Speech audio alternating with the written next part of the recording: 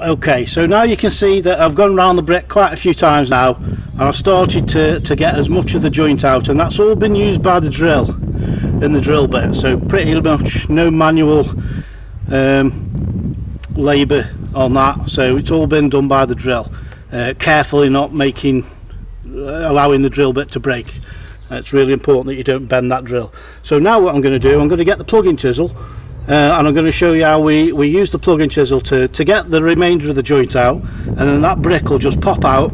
It'll still be whole, and there's a possibility with these bricks, because these are an old Cheshire common brick, there's a possibility that the reverse side of that is still going to be good and intact, and because I haven't bolted the brick out and smashed it to smithereens, there's a possibility I could just flip that round and use the other side, because then it'll match the existing brickwork. But I have got some Cheshire Commons just in case I need to replace it completely. But I'll set up and get you the plug-in chisel on the go so you can see that.